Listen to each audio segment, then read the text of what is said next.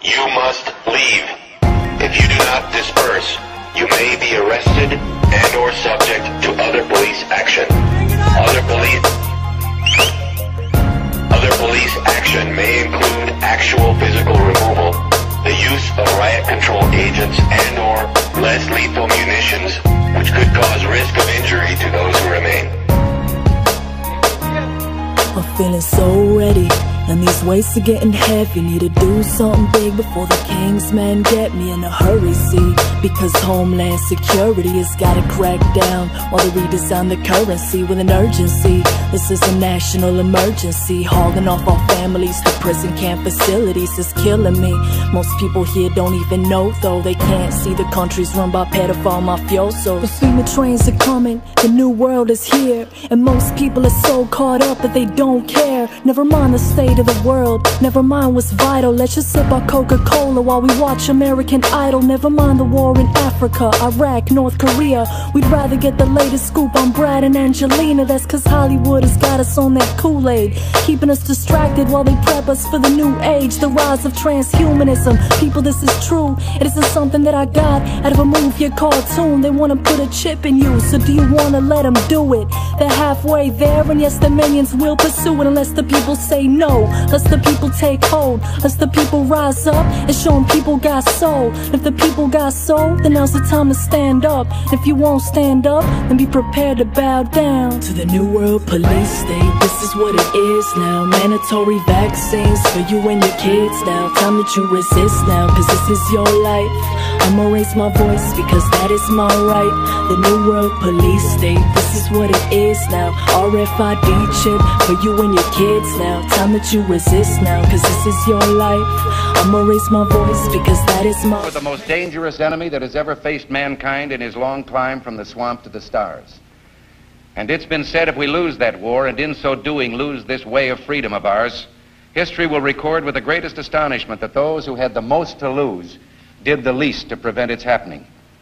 Well, I think it's time we ask ourselves if we still know the freedoms that were intended for us by the founding fathers. Not too long ago, two friends of mine were talking to a Cuban refugee, a businessman who had escaped from Castro. And in the midst of his story, one of my friends turned to the other and said, "We don't know how lucky we are." And the Cuban stopped and said, "How lucky you are. I had some place to escape to." And in that sentence, he told us the entire story. If we lose freedom here, there's no place to escape to. This is the last stand on earth. It's good, folks. Permanent Patriot here. I want to show you some clips that I think everybody needs to know. And I doubt, a lot of people have even heard them. You probably remember a few words from them.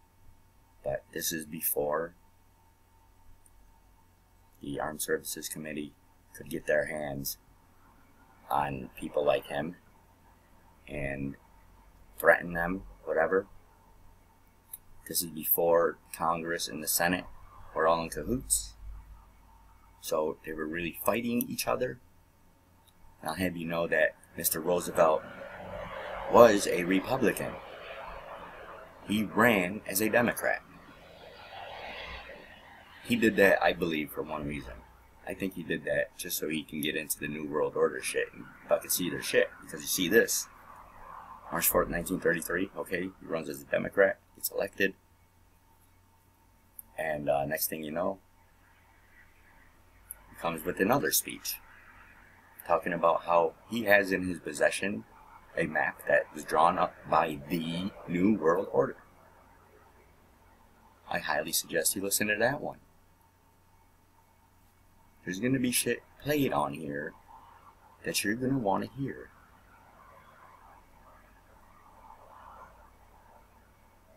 If you ask me, I believe this was our last real president. Yes, he robbed the gold reserves and shit. He sold our gold, whatever. Fucking side deals compared to what these fucking schmucks are doing. This guy was a fucking patriot. The fucking gold. Oh, it's fucking central bank shit. Good. Good.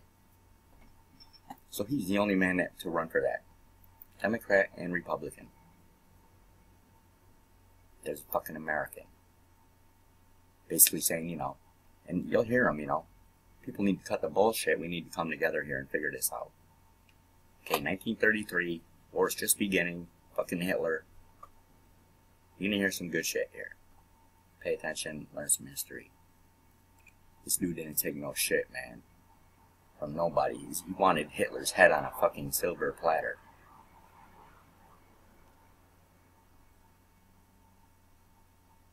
I can't say the best president, but he's up there. Take a listen. Mr. Chief Justice, my friends, this is a day of national consecration. And I am certain that on this day my fellow Americans expect that on my induction into the presidency, I am with a candor and a decision which the present situation of our people impels. This is preeminently the time to speak the truth, the whole truth, frankly and boldly. Nor need we shrink from honestly speaking. Yeah, I want you folks to know that, to keep in mind here, that this man kept us out of the fucking war for a long time. What brought it in was the other guy. Facing conditions in our country today, this great nation will endure as it has endured, will revive and will prosper. So first of all, let me assert my firm belief that the only thing we have to fear is fear itself. Nameless, unreasoning, unjustified terror, which paralyzes needed effort to convert retreat into advance. In every dark... For those of you who don't know what that means, he's talking about terrorist false flag attacks. Nameless, unwarranted. He's talking about a false flag. There's nobody doing it. No one's doing it, really. It's the fucking government. Okay, sometimes they don't even do these false flags, folks. I hate to burst your bubble and get into this again, but there were no kids shot at Sandy Hook. And if you call that one into question, how many other fucking schools did that happen at? They found people alive from 9/11 that were on the planes. All over the world. And those weren't planes that hit it. I mean, that's what he's talking about. There's nobody bothering you. Not everybody's happy going about their life. And these fucking schmucks decide to fucking blow something up and say someone else did it. By the way, Hitler just did it a couple years before this with Poland. Okay, folks. I want you to hear what this man has to say. I want you to hear real good. And to me and to ours, never before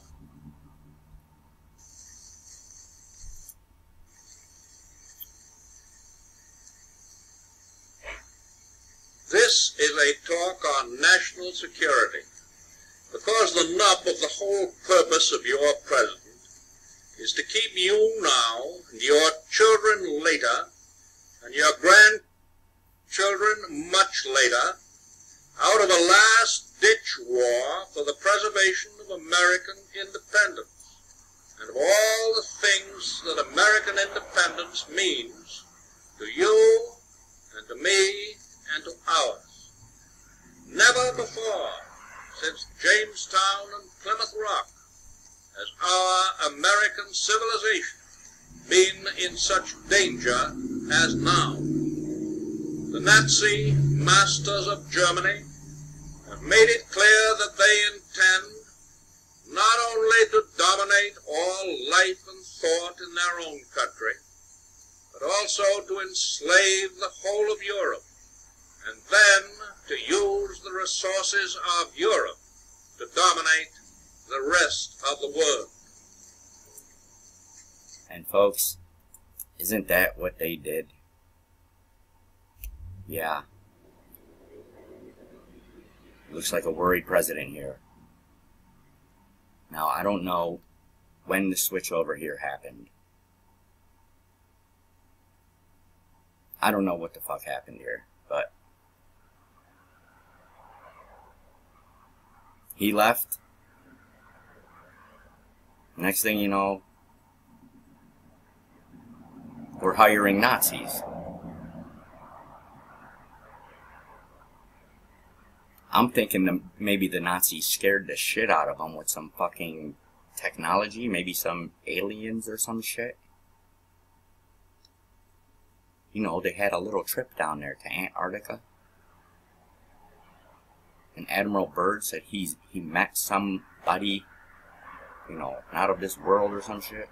God of the underworld or some shit. It's for another day.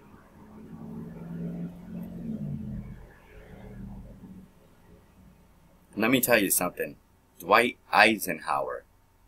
That man was shitting his pants when he left office. 5-star general. Only president to fucking be 5-star and serve as a president. And they had him shitting his pants. And he didn't come right out and say it. But he said enough. I mean, people were like, what the fuck is the military-industrial complex? What? Huh? What? You know, he couldn't come out and say, you know, there's a new world order trying to take over the government right now. They're trying to kill me, you know.